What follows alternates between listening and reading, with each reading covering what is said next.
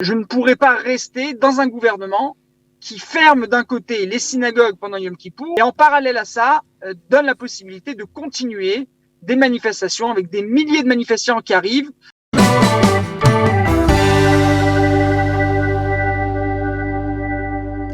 Yossi Tayeb, député du parti Chasse, bonjour Boker Tov. Boker Tov Daniel. Merci d'être avec nous ce matin. Je le disais tout à l'heure en vous présentant votre leader, le leader du parti Chasse et le ministre de l'Intérieur Aryeh Deri a piqué une colère verte hier en réunion du cabinet restreint Corona par rapport, on va dire, aux exigences de fermeture des synagogues pendant Yom Kippour. Expliquez-nous quel était l'objet précis de cette colère. C'est tout simple. Il faut arrêter. Aryeh Deri a essayé d'être une personne posée au sein du cabinet, comme il a l'habitude de le faire. Juste, il s'est rendu compte que de plus en plus, on va vers des décisions qui sont incompréhensibles. D'un côté, les synagogues fermées, le jour le plus sacré pour le peuple d'Israël, où c'est même plus une histoire d'orthodoxes ou de religieux ou de non-religieux, traditionnalistes, pratiquants ou pas. On a 98% des Israéliens, je pense des Juifs dans le monde, qui arrivent à la synagogue pour Yom Kippour, peu importe si on vient du soir jusqu'au lendemain pendant 24 heures, ou une personne qui vient pour 10 minutes, pour le chauffard, pour Neila. Yom Kippour est un jour saint pour le peuple d'Israël. Alors, à partir de là, la décision qui avait été convenue avec le cabinet était que Yom Kippour, les synagogues devaient rester ouvertes. Cependant, hier, l'allure que ça a pris, c'est que la demande était de fermer les synagogues pendant Yom Kippour, mais en parallèle à ça, les manifestations à Balfour pouvaient continuer. C'est ce qui l'a fait sortir de ses gonds en disant il n'y a aucune différence. Le corona ne fait pas de différence entre religieux, non religieux, arabes ou juifs, pratiquants ou non pratiquants, synagogue ou manifestation. C'est la raison pour laquelle hier, il a crié de haute voix et il l'a dit à Benjamin Netanyahou, à mes yeux, et je cite, le pays d'Israël est avant tout un pays juif, par la suite démocratique, comme il est écrit dans la Megillat Ha'atzmaut.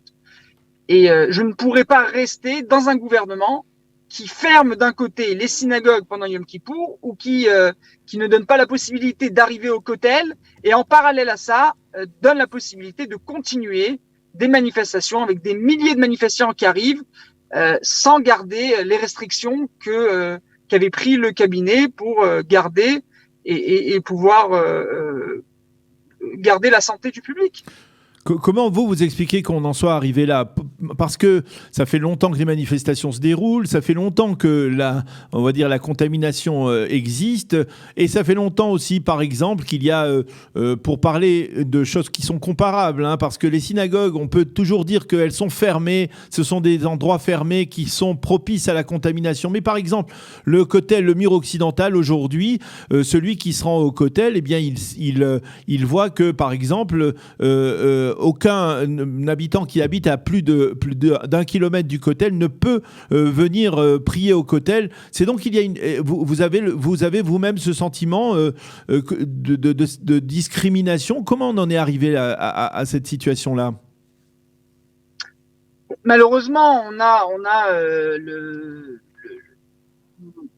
un sentiment que tout le temps où cette chose-là avait explosé déjà il y a 2 semaines, avant les tfilotes de Rosh Hashanah. Avec Litzman, qui avait démissionné. Tout à fait. Donc, il avait été convenu là-bas que les synagogues resteraient ouvertes. Pour Rosh Hashanah, Yom Kippour, encore une fois, on ne parle pas de laisser les synagogues ouvertes et de tout fermer en parallèle. On parle spécifiquement pour ces 2 jours-là, Rosh Hashanah et Yom Kippour, de laisser les synagogues ouvertes dans les normes qui avaient été convenues, bien entendu, avec un espace de 2 mètres entre chaque personne, rester avec les masques, des capsules de 20 personnes dans une synagogue où il n'y a qu'une ouverture, des sorties supplémentaires, des capsules supplémentaires. Cette chose-là avait été décidée et on avait été tous d'accord. Ce qui s'est passé hier, c'est que le cabinet a voulu arrêter ça. C'est ce qui a fait sortir, comme je le disais tout à l'heure, Aryeh Deri de ses gonds en disant il n'est pas logique cette discrimination entre les synagogues et les manifestations. Maintenant, en parallèle à ça, il l'a bien dit à haute voix, que dans la mesure où les manifestations s'arrêteraient, on prierait tous à la maison. Nous avons l'obligation, bien avant les obligations gouvernementales, nous avons la halakha qui nous oblige de garder de garder nos âmes, la santé avant tout. Vous pensez que c'est le coordinateur, Roni Gamzou, qui mène cette politique, ce que vous qualifiez de discriminatoire ? Non, je ne serais pas arrivé là-bas. Je pense que tout simplement, on est arrivé à un stade où malheureusement, on n'arrive plus à gérer l'histoire. Et à ce moment-là, on n'arrive plus à gérer l'histoire. On a plus de 6000 contaminés par jour. On essaye de prendre des directives qui sont différentes. Mais comme ce qui avait été dit, enfin ce qui a été dit hier, c'est que encore une fois, nous parlons d'un jour saint pour le peuple juif, et il n'y a aucune raison que les synagogues soient fermées. Bien entendu, avec des capsules, on peut restreindre encore peut-être les chiffres, mais les synagogues doivent rester ouvertes. À supposer que finalement la décision du gouvernement, du cabinet restreint, ne concerne pas la journée de Yom Kippour, mais tout de suite après. Est-ce que dans un cas comme ça, c'est-à-dire pour les 2 semaines après Kippour jusqu'au lendemain de Simchat Torah, vous pensez que c'est raisonnable dans le cas précis alors de réduire totalement au minimum, on va dire, la présence dans les synagogues pour essayer de rentrer dans un reconfinement total qui ressemblerait à celui de Pessah, pour essayer de faire baisser cette contamination ? Dans la mesure où les manifestations rentrent dans cette norme aussi, bien entendu. Bien entendu. Alors, on en avait parlé la dernière fois qu'on avait discuté. À l'époque, déjà, Aryeh Deri avait dit que l'on s'acheminait vers une sorte de reconfinement total. C'était même avant la première décision de confinement partiel dans laquelle on se trouve actuellement. Vous pensez que le gouvernement n'arrive pas à gérer et trop, on va dire, est composé de trop de personnes qui ont des intérêts divergents pour pouvoir gérer une crise de l'envergure de cette crise, de ce Covid-19 ? Je serais pas allé jusqu'à là. Je pense pas que les décisions qui sont prises au sein du cabinet sont des décisions politiques ou autres. Tout simplement, quand on arrive à des chiffres, comme on est arrivé hier, on arrive à un stade où il y a qu'une personne qui peut gérer une chose comme ça, et c'est Tsahal. Il y a un corps qui peut le faire. J'en ai parlé avec le leader du parti encore avant Rosh Hashanah. On va arriver là. Juste, il faut comprendre que Tsahal doit se préparer. C'est la raison pour laquelle le confinement n'a pas été fait en été, mais il a été décidé il y a la semaine dernière. C'est que Tsahal doit se préparer pour gérer une chose comme ça. Mais on y arrive. On va arriver à un stade où personne ne peut gérer quelque chose de cette ampleur. Et je pense qu'on va arriver maintenant très vite, peut-être dans les semaines à venir. C'est Tsahal qui va prendre les choses en main. Hier, nous interrogions un des manifestants, on va dire, habituels de la manifestation de Balfour, qui est lui-même une personne religieuse, et qui nous disait que parfois il y a des enjeux qui sont importants et qu'il faut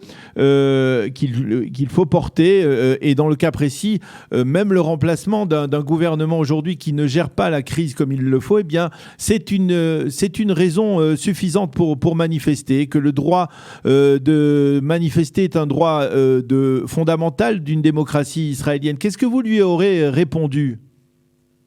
On n'a pas interdit la manifestation. Toute personne peut sortir de chez lui à 500 mètres, voire 1 kilomètre de chez lui et manifester. Le problème est qu'aujourd'hui, il y a 2 problèmes avec la manifestation. La première, c'est la manifestation même, où des milliers de personnes se rassemblent. Comme je le disais tout à l'heure, le Covid ne fait pas différence entre une personne qui se rencontre pour un mariage avec 400 personnes ou une manifestation. Ça, c'est la première chose. En parallèle à ça, ça engendre d'autres possibilités de personnes qui sortent de chez eux pour des raisons ou une autre, qui se donnent la possibilité de sortir, de ne pas rester en confinement et tout simplement en arrivant devant la police et dire voilà, je vais à la manifestation A et où. Donc, on laisse la possibilité de manifester, bien sûr. Toute personne a la possibilité de manifester, c'est une des lois fondamentales du pays. Mais il va falloir sur ça aussi prendre des restrictions. Toute personne qui veut manifester pourra manifester, voire dans des capsules de 10 à 20 personnes, en gardant les écarts qui conviennent, avec des masques, avoir 500 à 1 km de chez lui. Alors, une dernière question, monsieur le député Yossi Taïeb. Est-ce que dans cette période particulière, vous qui êtes le député francophone, on va dire, du parti Chasse, vous avez la possibilité de savoir ce qui se passe, en particulier pour la communauté des Olim. Comment peuvent-ils gérer une situation qu'ils n'ont peut-être pas connue? Il y a des Olim qui sont arrivés ces derniers mois, qui n'ont pas connu le confinement de Pessard. Est-ce que vous êtes à l'écoute de ces Olim? Comment vous essayez de leur venir en aide dans la conjoncture actuelle? Regardez, mon cabinet reçoit des dizaines d'appels à ce sujet-là, de Olim qui ne connaissent pas les consignes, qui ne savent pas exactement ce qu'ils doivent faire, ne lisent pas encore bien les baux, ne le comprennent pas bien, les Ulpan qui n'ont pas repris, donc ne donnent pas la possibilité aussi de pouvoir comprendre ces consignes. Je suis monté hier sur le podium à la Knesset, à l'hémicycle, et j'ai demandé au ministère de la Santé de traduire les consignes en français. Elles sont traduites en russe, elles sont traduites en anglais, elles sont écrites en hébreu, elles sont écrites en arabe. Il n'y a aucune raison qu'elles ne soient pas écrites et retranscrites en français. C'est la demande que j'ai faite il y a déjà plus d'un mois au sein du ministère de la Santé. J'ai renvoyé une lettre au ministre de la Santé, j'ai reparlé de ça hier, et je disais hier à mon chef de cabinet que je n'ai plus le choix, je vais déposer une loi qui va obliger le ministre de la Santé, en ordre d'urgence, de transcrire les lois, les consignes en français pour que justement ces Olim qui arrivent et continuent à arriver. La LIA n'a pas arrêté, la LIA n'a pas stoppé, la LIA continue et d'ailleurs je suis fier que le gouvernement continue à donner la possibilité aux Olim de venir, même à cette heure-là où je vous parle, il y a encore des Olim qui arrivent avec des avions par Francfort ou par d'autres pays. Mais on a l'obligation de les soutenir, de les aider. On a des aides qui ont été données par le Igoud Arabanim, par Kalita en parallèle aussi, des aides qui sont distribuées à ces Olim qui arrivent et qui malheureusement ne connaissent pas, n'ont pas la possibilité d'avoir leur repère pour pouvoir commencer une intégration qui est bien entendu dans des heures comme celle-ci qui sont difficiles.